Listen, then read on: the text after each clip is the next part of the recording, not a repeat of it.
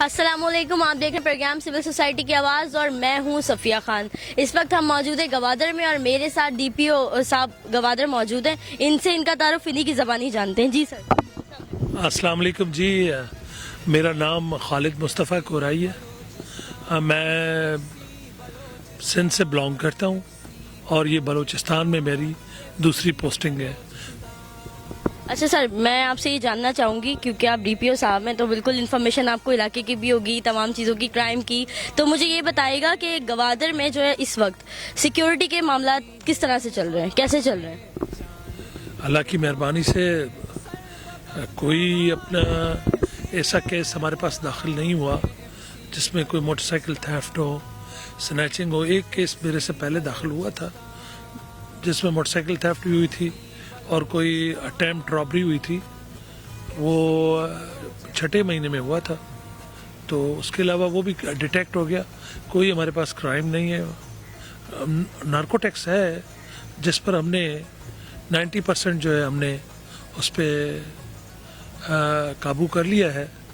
और बहरहाल चीज़ ख़त्म तो नहीं हो सकती है लेकिन मिनिमाइज कोशिश की है हम लोग। सर तकरीबन अगर मैं आपसे परसेंटेज जानना चाहूँ तो कितने परसेंट थी जब आप यहाँ पर आए और अब कितने परसेंट है आपके आने के बाद?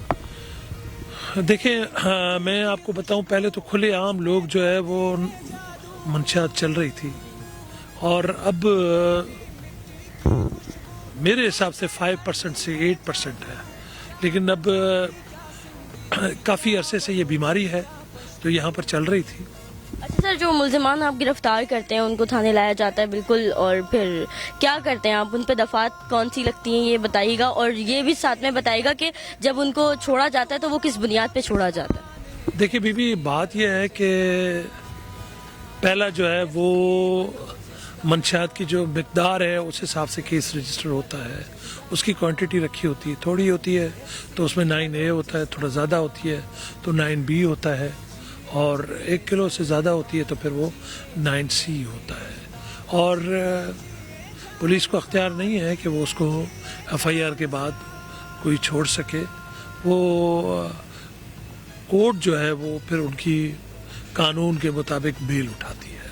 ठीक है। अच्छा सर, मुझे ये बताएं, हम इस वक्त क्योंकि गवादर में मौजूद है तो अगर गवादर के एनवायरनमेंट पे बात ना हो तो फिर वो बात ही नहीं होती है। और जैसा कि आने से पहले सर्चिंग की गई थी तो उसमें ये मैंने सुना था कि गवादर जो है वो गवादर जो है वो बलूची ज़बान का लफ्ज़ है। गवा के मायने हवा और दर का मतलब दरवाज़ा, मतलब हवा का दरवाज़ा। और वाकई में एनवायरनमेंट इतना अच्छा है कि मैं बाहर आने पे मजबूर हो गई। मैंने इनसे कहा कि हम बाहर जाके इंटरव्यू करते हैं। सर एनवायरनमेंट बताएं कैसा है?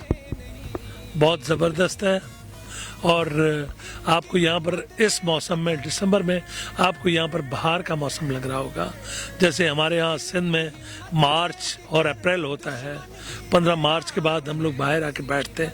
अभी आपको ऐसा फील हो रहा होगा, थोड़ा सा धूप में जाएंगे गर्मी लग रही है और ठंडी ठंडी हवा जो जिसम में फील हो रही है वो बाहर का मौसम। अच्छा सर, मैं ये जानना चाहूँगी आपसे कि जब हम लोग गवादर में आए तो जगह जगह हम लोगों की चेकिंग की गई। अच्छा एक जो है इकदाम है। तो कुछ लोग इससे इख्तलाफ करते हैं, कहते हैं कि जब हम लोग यहाँ पे इन्वेस्टमेंट करने आएंगे तो और हम ही चेकिंग करवाएं और हम ही इन्वेस्टमेंट करें। इसके हवाले से क्या कहेंगे? लोगों को चेकिंग के हवाले से थोड़े से इख्तलाफ आते हैं कि जगह जगह रुकना, जबकि ये एक अच्छी चीज़ है। तो इसके ऊपर थोड़ा सा हमारे नाज़रीन को बताइए। देखिए बात सुने, ये तरक्की की तरफ एक फेज़ जा रहा है और आहिस्ता आहिस्ता चीज़ें सेटल डाउन हो जाएंगी।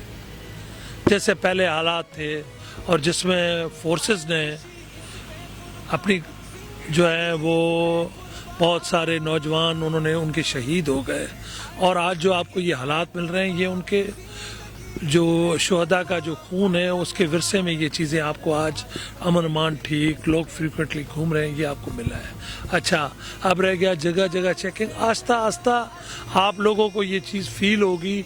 सारी चीज़ें जब साइंटिफिक चलेंगी तो ये सारी चीज़ें ख़त्म हो जाएंगी और सब जो है वो सब साइंटिफिक वे से सारी चीज़ें तरतीब से होंगी और फिर लोगों को परेशानी नहीं होगी और बाहर का इन्वेस्टर आएगा उसको अच्छा लगेगा। अच्छा सर, सुन ही रहे थे कि यहाँ पर एक ऐसा स्कैनिंग सिस्टम लगेगा जिससे जो लोग आएंगे जाएंगे उनको कैप्चर किया जाएगा ताकि पता लग सके कौन आ रहा है कौन। क्योंकि आप तो ये बात बेहतर तरीके से जानते हैं कि जो गवादर में CPEC स्टार्ट हुआ है उससे कितने लोग जेलस हो रहे हैं, कितने ममालिक जेलस हो रहे हैं, खासतौर पर हमारा भारत जो है वो। तो इसके हवाले से थोड़ा सा बताइएगा। देखिए बात यह है कि ये अल्लाह की तरफ से हमें तोहफा है गवादर का, और जब ये मुल्क कंट्री करेगा तो यहाँ का जो पाकिस्तानी है वो तरक्की करेगा, और तालीम का शऊर जब लोगों में आएगा यहाँ पर, तो ख़ुद ब खुद यहाँ के लोग अपने कारोबार, अपनी चीज़ें, अपनी पढ़ाई और बहुत सारी चीज़ों में बहुत आगे जाएंगे। और सी पैक के हवाले से आप लिखेंगे कुछ सालों के बाद आपको बिल्कुल चेंज आएगा, जो पहले बिल्कुल नहीं था। और अभी आपके सामने कभी इंसान सोच भी नहीं सकता कि ग्वादर में कोई मैरिन ड्राइव बनेगा और बंदा वहाँ जाके बैठेगा। तो आपको इस अपने कंट्री में एक खूबसूरत मंजर नज़र आ रहा है, यह अल्लाह की तरफ से गनीमत है। ठीक है जी सर, मैं आपका बहुत शुक्रिया अदा करना चाहूँगी, आपने अपना कीमती वक्त हमें दिया। तो नाज़रीन, आपने देखा मेरे साथ डीपीओ साहब मौजूद थे और बहुत अच्छी बातें इन्होंने बताई गवादर के बारे में, सिक्योरिटी प्लान इन्होंने हमसे डिस्कस किए, और इन्वायरमेंट पे भी इनसे हमारी बात हुई। बहुत अच्छा इन्वायरमेंट है यहाँ का। तो जो देखने वाले नाज़रीन हैं उनसे मैं ये कहना चाहूँगी कि बस थोड़ा सा ही वक्त रह गया है, आएँ और गवादर में जो है हमने इन्वेस्टमेंट करें। ऐसा ना हो कि वक्त निकल जाए और फिर जो है आपको मौका भी ना मिले, क्योंकि इंशाल्लाह आने वाले वक्तों में गवादर बहुत ज़्यादा डेवलप करेगा, डेवलपमेंट होगी यहाँ पर, और लोग जो है जैसे मरी, नारायण, कागान इस तरह से घूमने जाते हैं, तो ये भी एक सयाहत के लिए बहुत स्पेशल और एक अच्छी जगह बनेगी। तो नाज़रीन, अब तक के लिए इतना ही। अपना बहुत सारा ख्याल रखिएगा, दुआओं में याद रखिएगा। अल्लाह ने के बाद।